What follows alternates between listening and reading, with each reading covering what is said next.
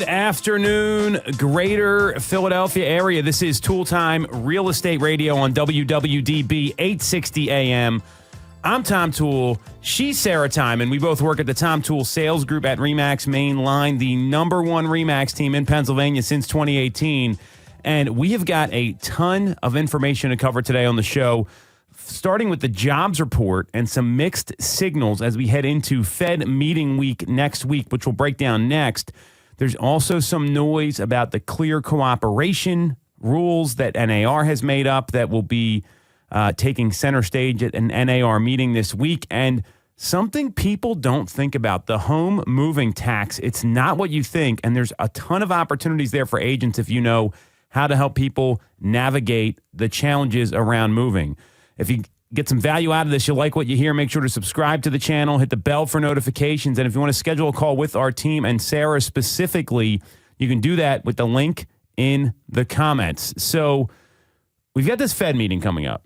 We also saw a 52-week low with interest rates last week, which is excellent news for anybody that's thinking about doing something from a financing or a home purchase perspective. And on top of that, what we have going on right now is that there was an article that came out over the weekend on Housing Wire that a lot of mortgage rates have kind of steadied after this jobs report. I don't know how much you looked at the jobs report, Sarah, but it feels like a lot of people are believing that the 25 basis point cut has already been priced in by the Fed since it's so widely expected.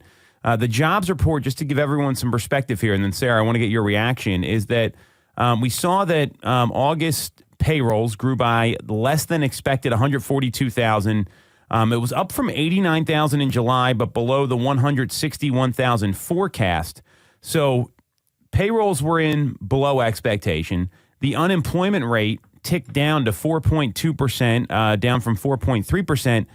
But there's something out there called the real unemployment rate. And this includes discouraged workers and part-time employees, and that's at 7.9%.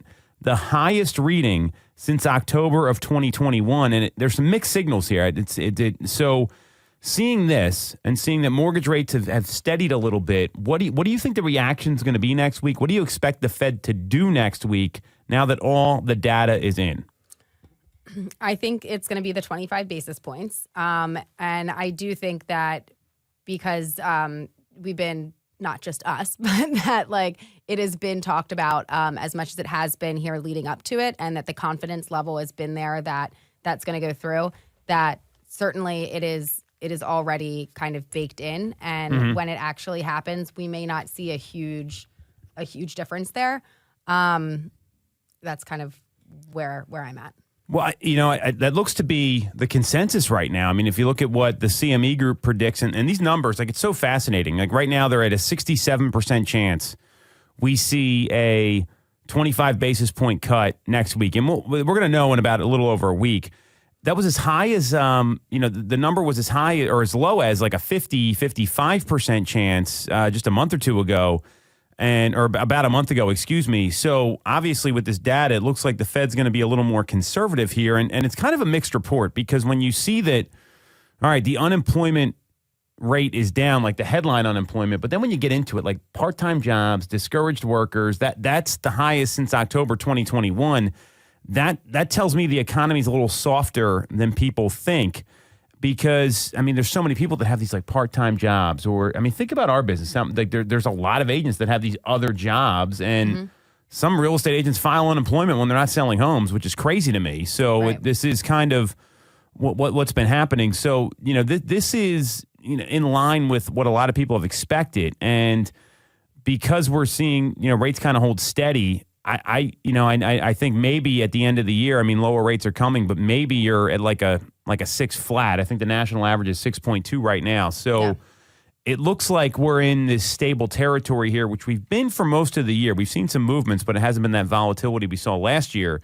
So how are your clients reacting to this? Are they talking about lower rates? Because it seems like everyone's talking about it now that the Fed came out and made those comments from Jackson Hole.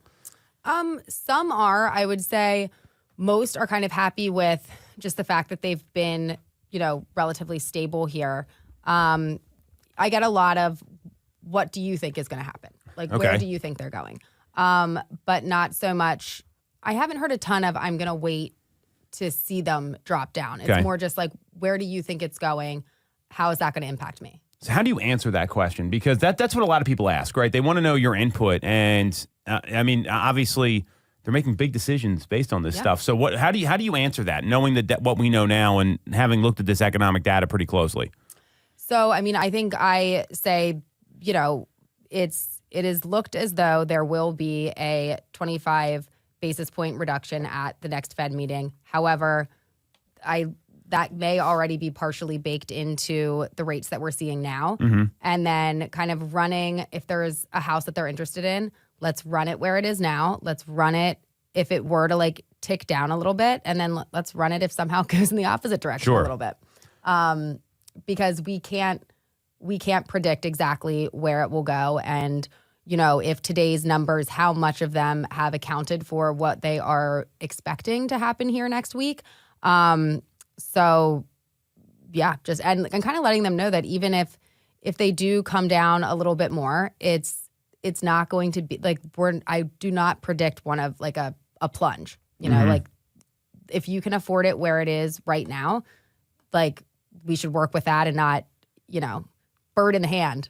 Is that a phrase? I agree with you. Yeah. I mean, because it's not so much just the rate. It's also like finding the house that you want. And what a lot of people tend to get shook up or stuck on is that, hey, well, this house is great, but the rates are just too high and they're going to come down. And the thing people don't realize, and we've seen housing inventory rise substantially, right? So to give some perspective here, and this is where I'm going with this, August 2024 had the highest inventory levels in the country since May of 2020.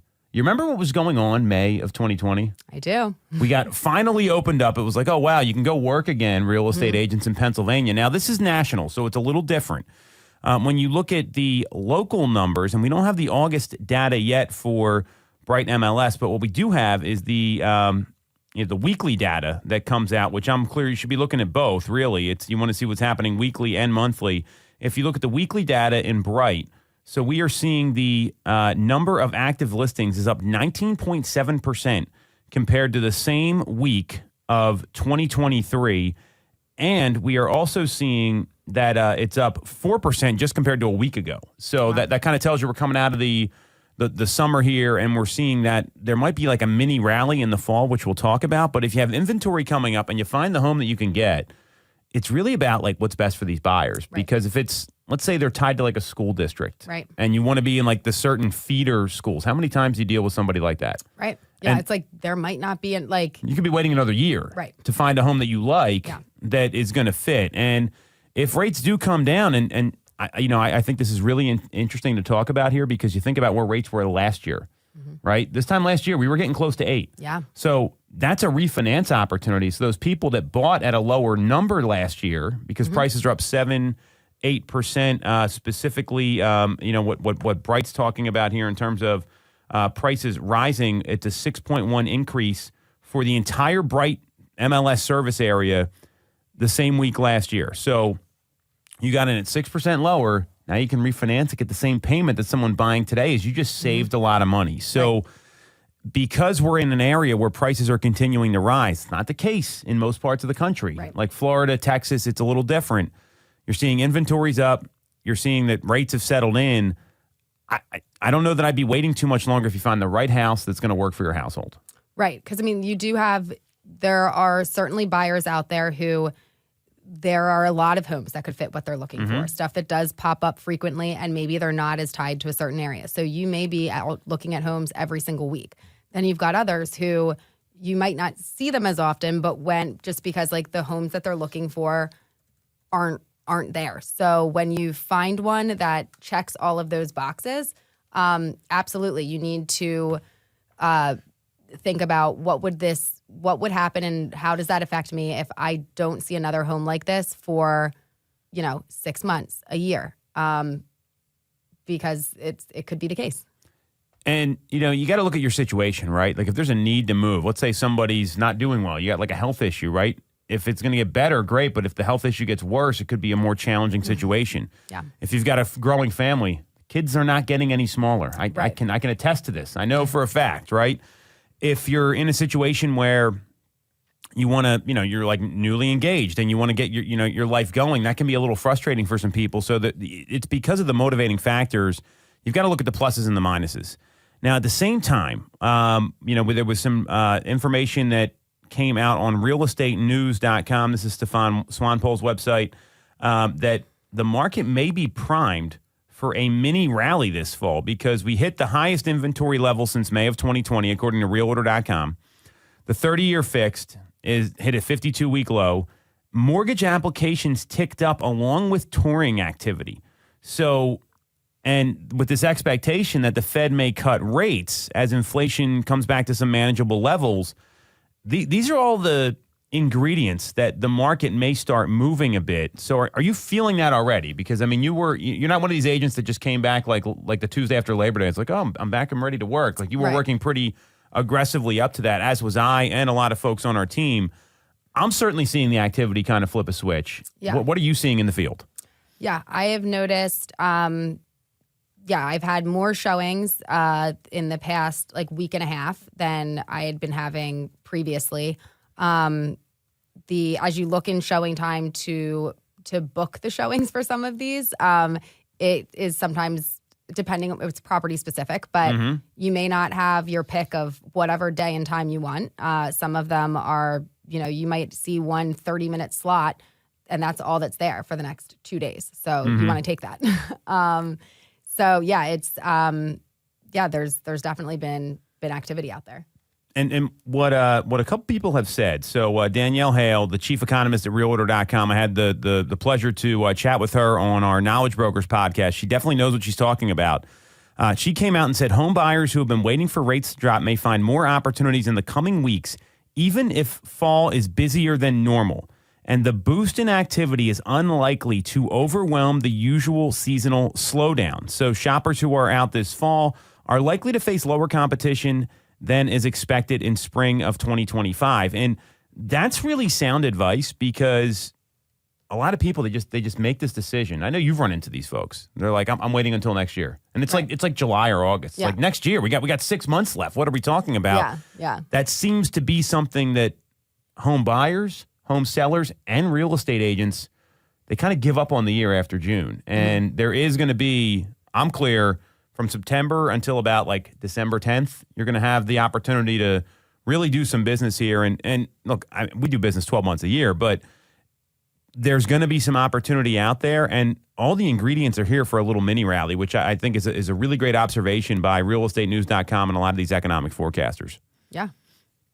So, with that in mind, I want to share this Fannie Mae home price expectation survey because this is something that, tells you what the consumers are thinking. So we know what the economic indicators are, but you need the consumers to be in the decision-making mindset. So the latest home price expectation survey came out, and it does forecast a deceleration in national home price growth over the next 2 years.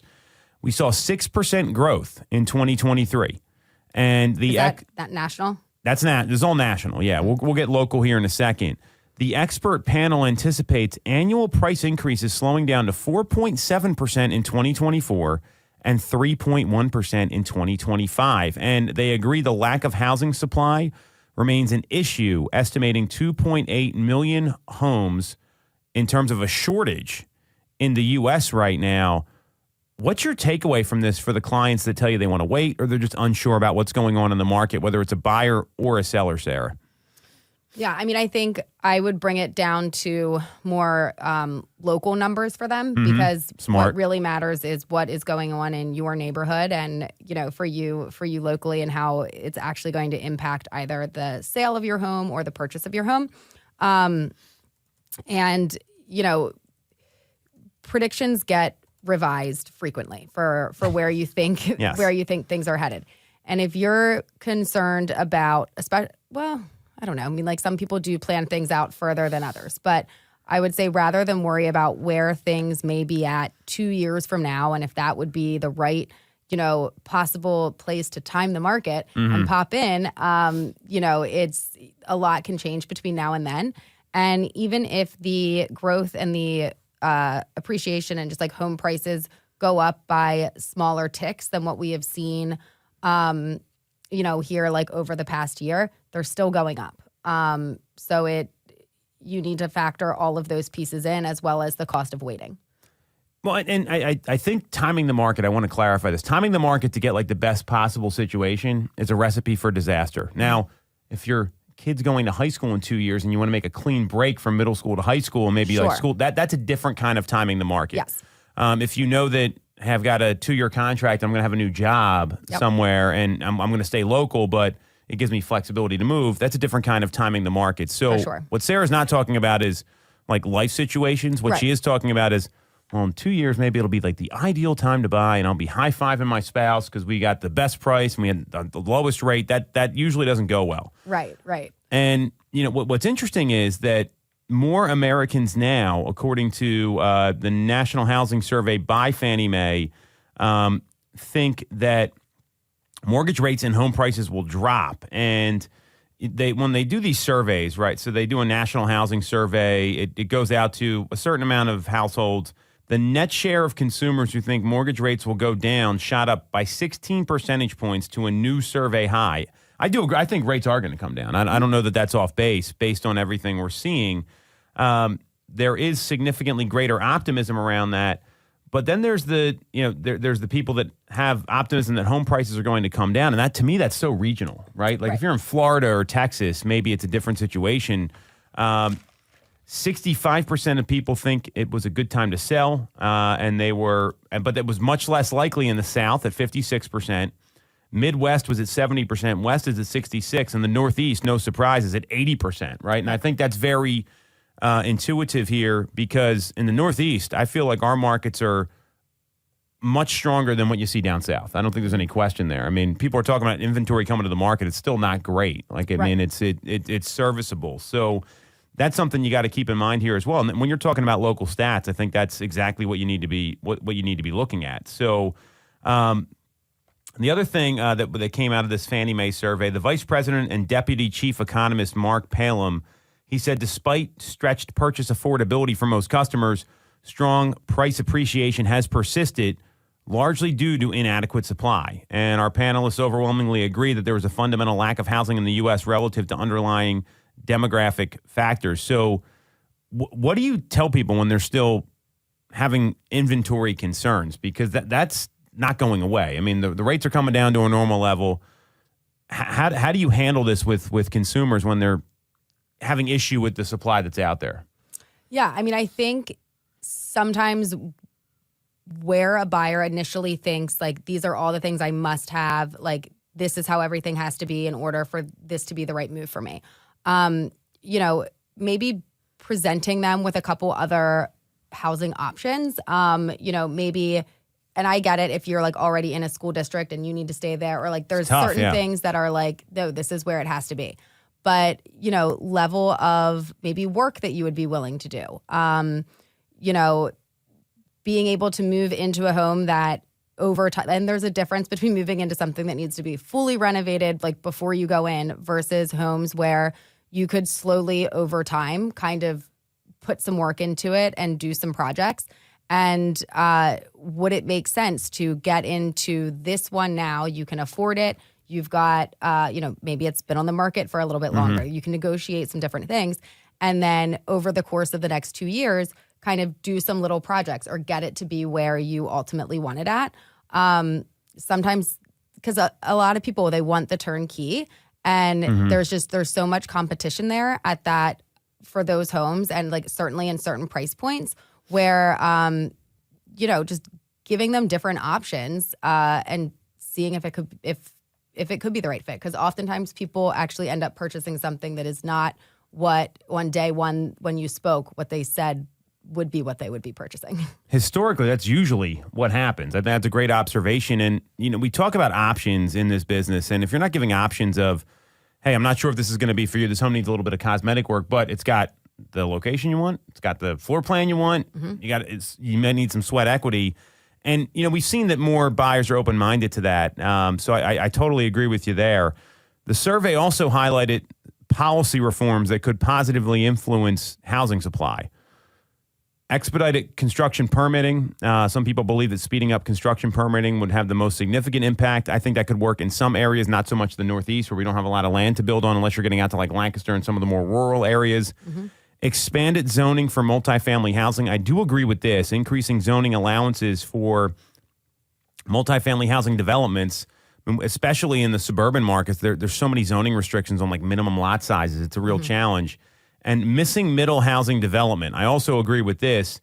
Enabling more light touch density or missing middle housing options. And I think what they're talking about are like move up properties, not like the premium properties, but the move up or a first time buyer property could help bridge the gap in available housing types. So it'd be nice if someone actually did something about these recommendations. I mean, I think we've suggested all this stuff on the show here. And So is that for the middle housing section there? Is that talking about new construction? Yeah. Housing development specifically. Because any new construction, I mean, it's all high end. It's so pricey. And the average new construction sale price is basically over $1 million in the suburbs right now.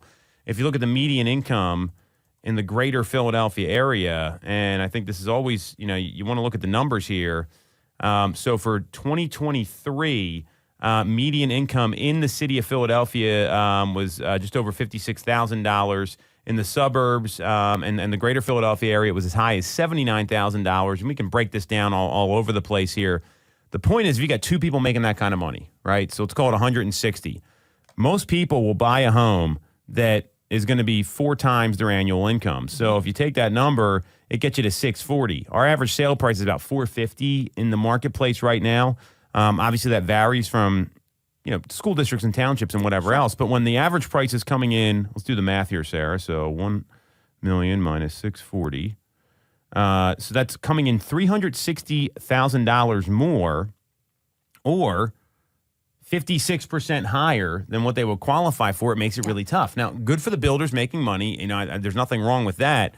It's not solving the problem, and that's one of the biggest gaps that we have here when it comes to the market. So even though the jobs report was mixed, and it looks like there's more inventory coming and lower rates are coming, these are all good signs. The challenge I see is there's still just not going to be enough inventory no matter what happens, and I don't see that changing anytime soon. Yeah. No, I agree with that. It's right. When you look at the new constructions, I have seen some that are in like the 5s. But again, that's what areas are you talking about? Because I think that's really the interesting thing here. So this was out towards Harleysville. Maybe? Well, and I think that's my point. It's like a little more rural. It's and that's a great out. place to live. But we're a mile outside Philadelphia right now. Not even you can't touch that in the suburbs here. Yeah. When even there, that's like your base price. That's not even where you're actually gonna often end up at. So, you do not see much of that falls into the category that the numbers show most people would be able to actually afford. Well, and when you think about this, and there's been we talked about this. We got a debate tonight right in Philadelphia, actually, which is fascinating when we're talking about this. There's more details about this housing plan, and when you look at it, I mean, the plan talks about. Let me get to the points of it here. So it's they talk about trying to improve the affordability for American families with this Kamala Harris Walls plan, but the issue's never clear. What's actually going to happen in a deadlocked like Senate and House where they never get anything done. So when they talk about this plan, they have the $25,000 in down payment assistance, $10,000 tax credit for first time buyers. I mean, that stuff helps, but it's not creating more inventory, right? Which is that's the fundamental issue we have here. Affordability is tough because there's not the supply, and so I no matter what they do with this plan, unless they're like really, and it's got to start with like builder tax incentives, which they talked about, especially for those who build starter homes for first-time buyers, and affordable rental housing, and $40 billion in funding for innovative housing construction. There's just no specifics here, and I think that's the problem. Like, it all sounds good in theory, but how's any of it going to? And how are they going to affect the local zoning laws? That's the other issue. Is that there's, you drive out to our office, right? We're in Westchester. Plenty of green space around there. But I know those townships are not going to be okay with like, oh, we're building 100 townhomes here. Right. Or, and even when there are those developments, there's a lot of mean, you ever drive around Westchester, you see the Save Kirbilly Farms signs? That was Yes. that was going to be a housing development. Yeah. And now people don't want that to happen. Right. No, I have seen those. The same thing happened in Lower Merion when they just built the new middle school. It was the same thing where they were talking about, hey, save the open space, and they built a school there. So I mean, this is the kind of stuff that happens. So the local laws to me are going to be the biggest challenge here with all this affordability. But the good news is, if you can find a house that you want, you got a little bit lower rates, inventory's coming. You have to know that there's not going to be this surplus of inventory coming to the market. That's what a lot of consumers need to be aware of. Right. All right, we're going to take a quick break. We're going to come back and talk about the clear cooperation policy taking center stage at the NAR meetings. More controversy from NAR. No shocker there. We'll be right back on Tool Time Real Estate Radio on WWDB 860 AM. For the best local mortgage service and great rates on your money, look no further than Mortgage America. We've been operating in the greater Philadelphia area for 40 years with a focus on smooth, easy access to home purchasing. Whether you're a first-time buyer, upsizing or downsizing, or just refinancing, we have programs for you. We also have closing cost assistance programs and access to subsidized interest rates. Pre-approval is free, no costs or commitments. To learn more, visit our website at mymortgageamerica.com or give us a call at 610-439-8000. We always have a person available to take your call with around-the-clock human service. Purchase your home with the personalized local service you find at Mortgage America. Mortgage America is an equal housing lender. NMLS 128501. The Tom Toole Sales Group is the #1 RE/MAX team in Pennsylvania with over $165 million in volume for 2021. I'm Tom Toole, and our team has achieved that kind of success by being a great place to work with and to work for. No one knows Greater Philly better than we do. We know real estate, but more importantly, we're real people. We hire the best agents, and we give them all the tools to succeed. Even our brand new agents sell 17 to 24 homes a year because our team delivers the best experience in real estate.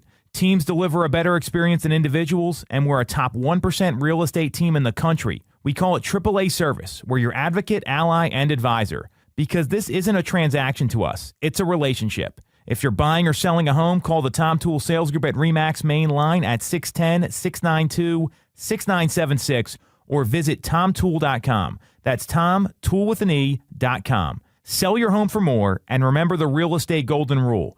You always get more when you work with Tom Toole. When you're getting a mortgage, you shouldn't have to sacrifice great service just to get a great rate. At Mortgage America, we've been lending with this philosophy for over 35 years. We have access to great low rates without the complications and delays of big or online banks. We're a local Pennsylvania lender with loan officers that you can actually meet. As PHFA's #1 lender, we specialize in all residential mortgage programs, including first-time buyer programs and low down payment options. For your free pre-approval, call us at 610-439-8000 or apply online at mymortgageamerica.com. Mortgage America is an equal housing lender. NMLS 128501.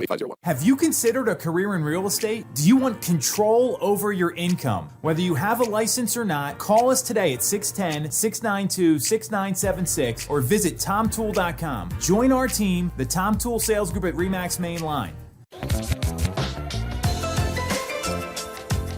All right, welcome back to Tool Time Real Estate Radio on WWDB 860 AM. I'm Tom Toole. She's Sarah Tymon. We both work at the Tom Toole Sales Group at RE/MAX Mainline, the #1 RE/MAX team in Pennsylvania since 2018. And we are talking about this clear cooperation rule next. We got some NAR meetings coming up. This has been a very controversial policy.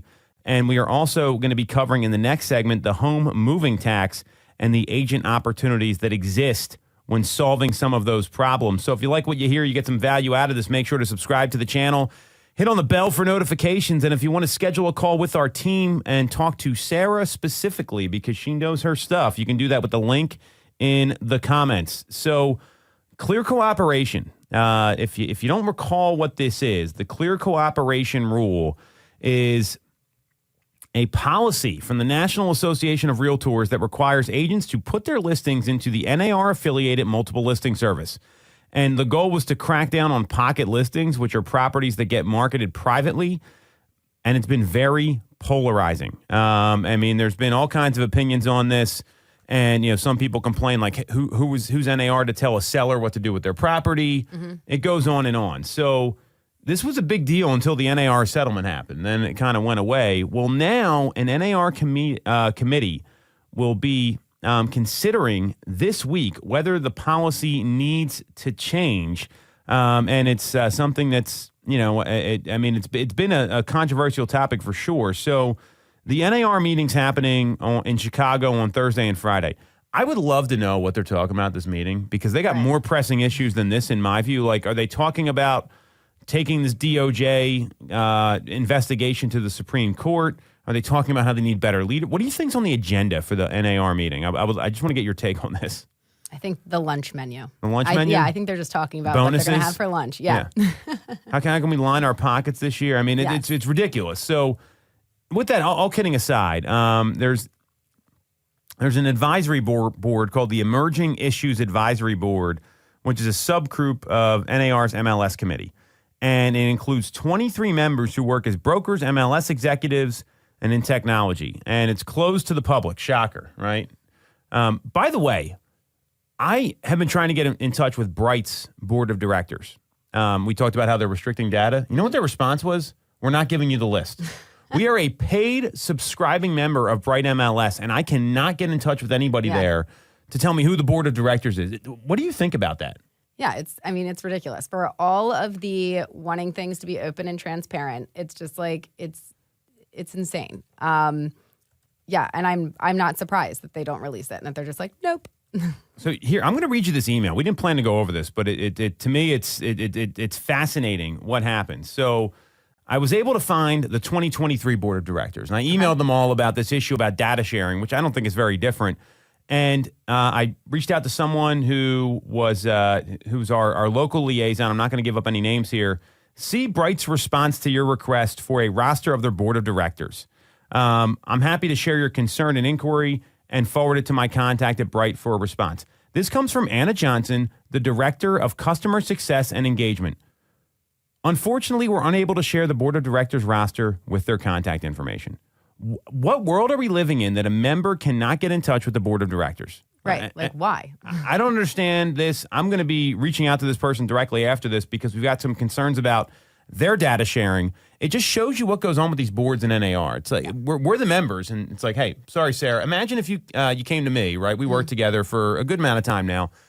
Hey, I want to talk to Tom. We're not going to give you Tom's contact info. Right. Like, right. I mean, I don't think it's that different. Now, obviously, we know each other, and we run a very different organization, or you probably wouldn't be sitting here. Right. But it's ridiculous. So anyway, let's get back to this closed meeting to the public here about clear cooperation. So there's a couple views on this. So what's happening is they have this committee meeting, and the meeting could have a variety of outcomes. The board could opt to send the issue to the MLS committee for some sort of action.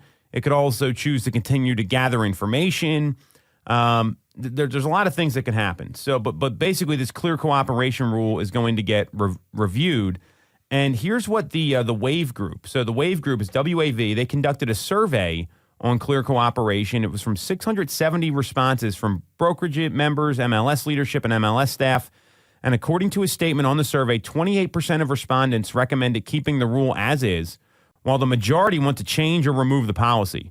That's not a small majority. You're looking at almost 3/4. Right. I'll get your reaction here in a second, Sarah. Interest in removing the policy completely or making it optional and reworking it differed between MLSs and brokerages. That's not a surprise. That was further reported by the WAVE group. 51% of brokerage respondents recommended removing the policy. 40% of MLS respondents suggested making the policy optional and or reworking the policy. And the predominant that was the predominant answer for MLS leaders and staff was reworking the policy. So what do you think about this reaction here, number one? And then secondly, what do you think about the rule? Like, just give me your reaction here, Sarah. Yeah, I mean, that's it's not like that's just like a small number of people. It sounds like most people, to what degree they want it to change might vary, but it sounds like almost everyone wants something to change there. I think if you're a client, so this is talking about like privately bringing people in, not putting it on the MLS and getting it under contract. Yes. I mean, I think that if that's what your seller wants, then why not? Typically when you bring it to the market, you're going to get, you get more people in, which is going to kind of drive the competition Mm-hmm. and potentially could have you walk away with either better terms or a higher number.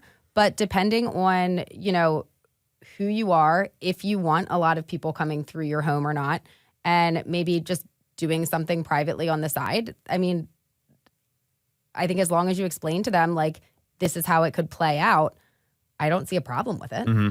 Well, it's the seller's house. Right. And that's the problem I have with these rules that are, and if you want to be part of the MLS and be part of NAR, you got to follow their rules. Fine, I get that.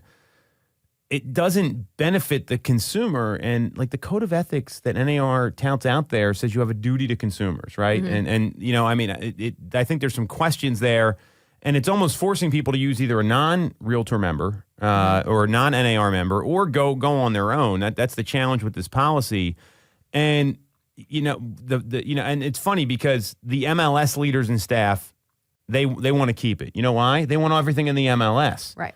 The brokerage respondents who work directly with the consumers, like the MLS doesn't have any consumer interaction, and that's the people that are pushing for this to get removed entirely. Now, 28% of the people recommend keeping the rule as is. That includes brokerage members, MLS leadership, and MLS staff.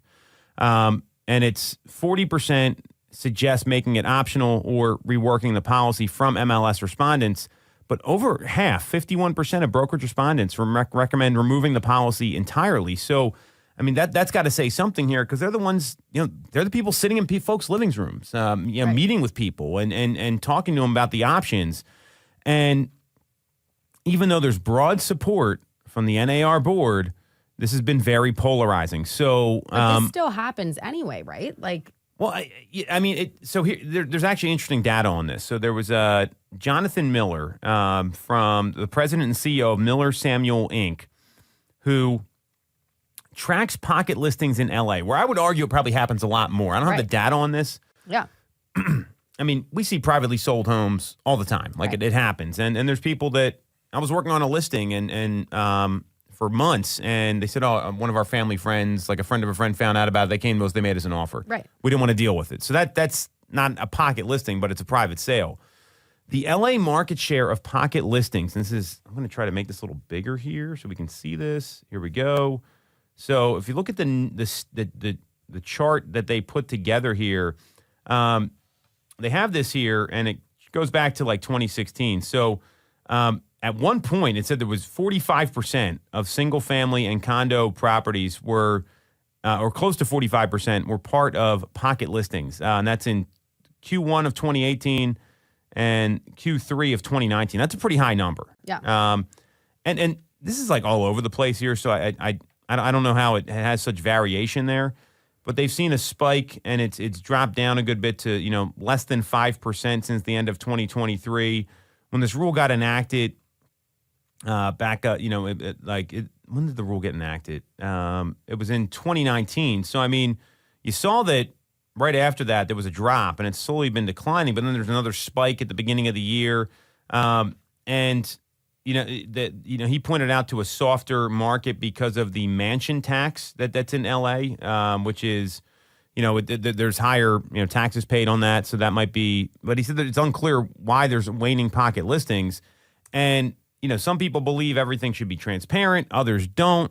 And now apparently, this is one of the reasons why the DOJ's targeted NAR, because it's telling people they don't like this policy. Mm-hmm. It seems like whatever NAR does, it just doesn't go well. So, what do you think is going to happen here? I mean, it sounds like they're at least going to talk about it. Do you think there's any revisions to this?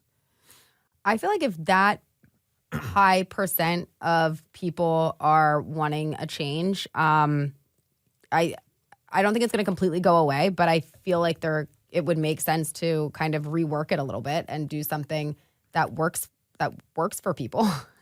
Yeah, I don't understand what the issue is with MLSs fighting their membership. And, right, the MLSs, I am clear they do have a lot of power right now, more than they have because of the NAR settlement, the IDX feeds. They control things. I mean, you look at Bright saying, hey, we're not going to give you the board of directors information. What kind of response is that? I mean, right, and they're the second largest in the country. So yeah, that's a great example. And a lot of people have some influential people in the marketplace have some opinions about this. So The Compass CEO, he called the policy as anti-homeowner and a killer of value. Although I think that's pretty hypocritical because they market their Compass Coming Soons all the time. So it's like, well, we're going to do this, but it's a killer of value and it's anti-homeowner. Those are insane statements to me coming from the Compass CEO. So does it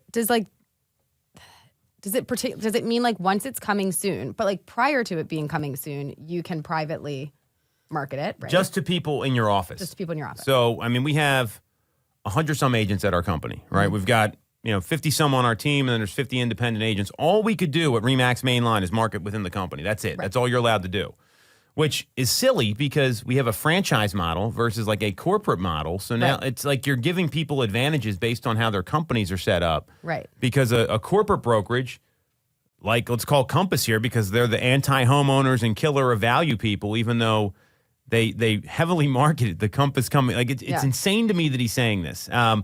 They can do it with anyone in their brokerage because they're a national brokerage. So it's all different how it's set up. Gotcha. So and then I mean he calls it forced cooperation and urges NAR to repeal it. Here's some of the other comments. Leo Perea, the CEO of EXP, he came out and said that he believes in organized real estate and how it functions in North America. And we have a complete, accurate, liquid marketplace, which is the beauty of the MLS. So he's kind of supporting this. And then we have, Redfin has come out and made some comments. There's, let's see here, Stephen Broback, the Consumer Federation of American Senior Fellows. He said in most instances it does not benefit sellers or buyers for a broker to only promote listings within their agency, which I agree with. Mm-hmm. And sellers are likely to receive a lower sale price and buyer choice is restricted to a limited number of properties. I mean, this is all accurate. So I just don't understand why. I get that, sellers have a choice, though, I think is the point. I think they should, if they want it to be, kind of privately marketed within the brokerage before it hits the market, why not? And I think that's the whole point. It's no different than saying I'm going to offer compensation to a buyer agent or I'm not going to offer compensation to a buyer agent. So, these policies are inconsistent with the settlement, I think is the main thing. And so I think that's where this could get changed a little bit. They one of the reasons why MLSs support it, in my view, is they don't want another piece pulled down from their power that they have over folks. So I think that may be part of this as well. So time will tell here. This should be pretty interesting. I think this is going to get pushed back, and I'll tell you why, and then we can take a break. Because the DOJ doesn't like it, and NAR wants to go all the way to the DOJ, and I think a lot of people want the DOJ to go away.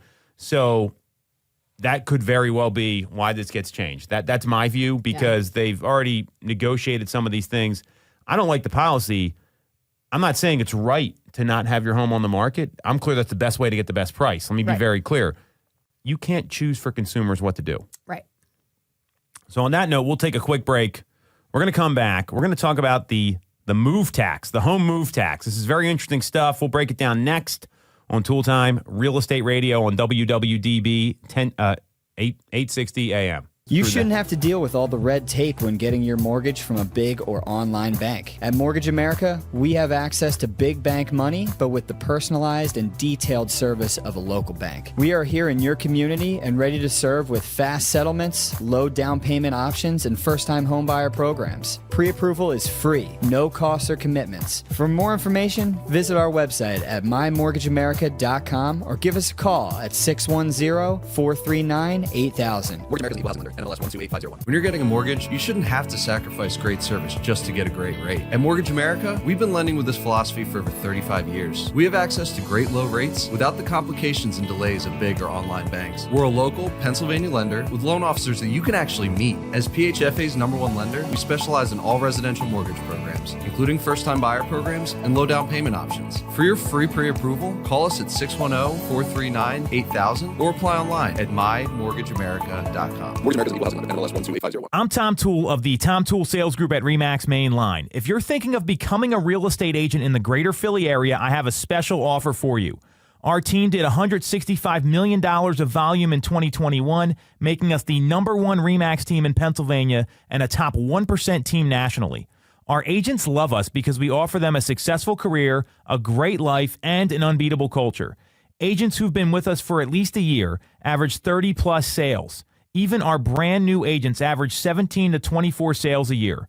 We offer proven systems and expert training. We help you set more appointments and sell more houses. Now here's the offer. If you don't have a real estate license yet, we offer real estate scholarships so you can get one for free. Check it out at realestatescholarshipprogram.com or visit the Tom Toole Sales Group at RE/MAX Mainline at tomtoole.com. That's tomtoole.com. Get more out of your real estate career, and remember the real estate golden rule. You always get more when you work with Tom Toole. Have you considered a career in real estate? Do you want control over your income? Whether you have a license or not, call us today at 610-692-6976 or visit tomtoole.com. Join our team, the Tom Toole Sales Group at RE/MAX Mainline. All right. Welcome back to Toole Time Real Estate Radio on WWDB 860 AM. I'm Tom Toole. She's Sarah Tymon. We both work at the Tom Toole Sales Group at RE/MAX Mainline, the number one RE/MAX team in Pennsylvania since 2018. And we are talking about the home move tax. It's not what you think. It's about the stress of moving and what it actually does to people outside of the real estate transaction. So we're going to explain that next here. If you like what you hear, you get some value out of this, make sure to subscribe to the channel, hit the bell for notifications.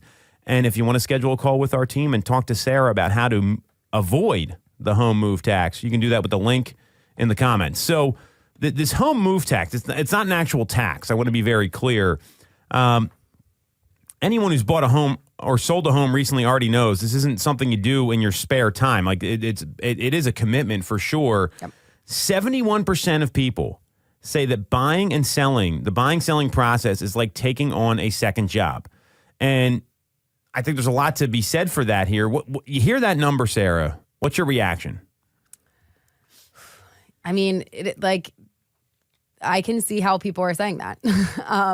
There's a lot of stuff that goes into it. There's a lot of different people and parties involved, particularly if you are, which most are, getting a loan.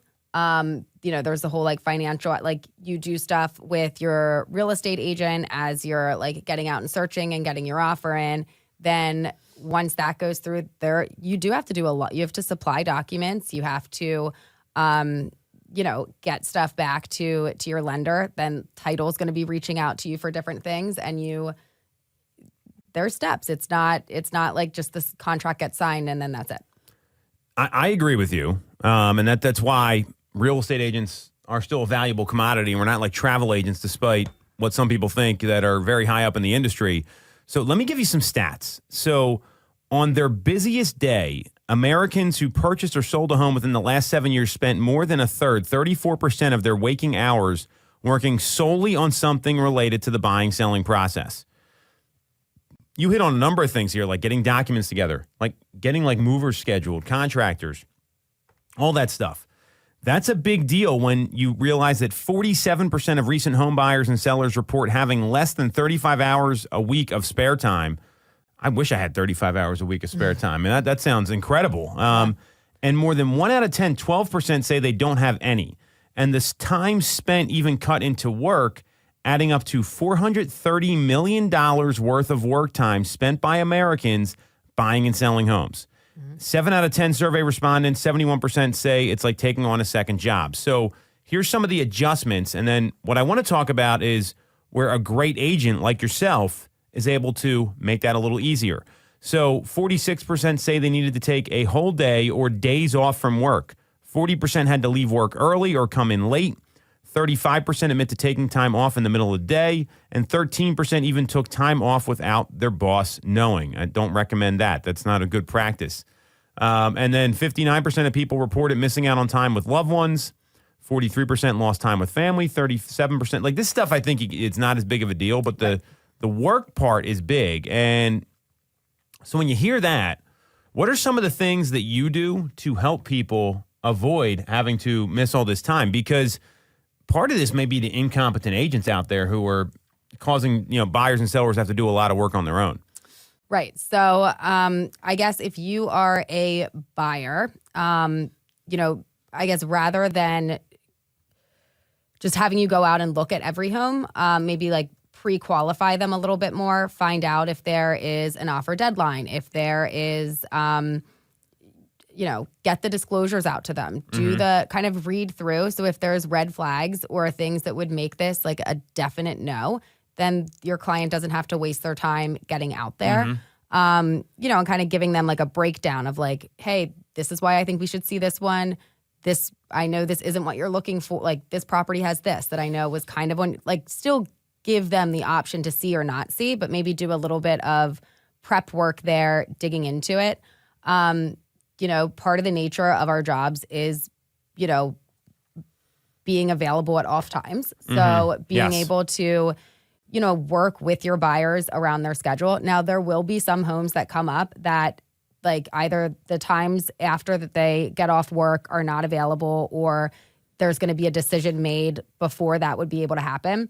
And so I think to some degree you may have to miss a little bit of work if you have a job that you can do that with. I also think if you kind of take it head on and, are serious about it from the get-go, you can avoid like months of things dragging out by like being like 1 foot in the door. When you're 1 foot in the door, you're still doing a lot of the stuff, but you're not getting the results. So, really being aggressive when the right one comes up and kind of like picking which ones are worth seeing and not. What I heard you a lot of what you said there was proper preparation. And one of the things I see coming out of these changes that came August 17th is that home buyers are going to be a lot more prepared for this stuff if they have the right guidance. In most cases, agents don't tell people what to expect. They don't give them the time frame. Or like, hey, you're moving, you need to do X, Y, and Z before we even get out the door. And then they're doing it on the fly. And that's when you end up scrambling and losing this time at work instead of, hey, maybe I'm going to spend next weekend like cleaning out my garage, right? Or I'm going to declutter my basement. That's one of the biggest stressors that's out there. Or I'm going to schedule a call with somebody because mortgage professionals work on the weekends too. They work at night. Like if you're planning ahead and you have that planning or strategy meeting, that's where you can avoid a lot of this. And good agents are doing that with all of their clients. Right. That's it for this week's episode. If you got some value out of this, you like what you hear, make sure to subscribe to the channel, hit the bell for notifications. If you want to follow Sarah, she's on Instagram at Ty_TyTime. You can follow me at Tom Toole 3RD. And we are streaming live every single week on YouTube. And we'll be back next week on Toole Time Real Estate Radio on WWDB 860 AM.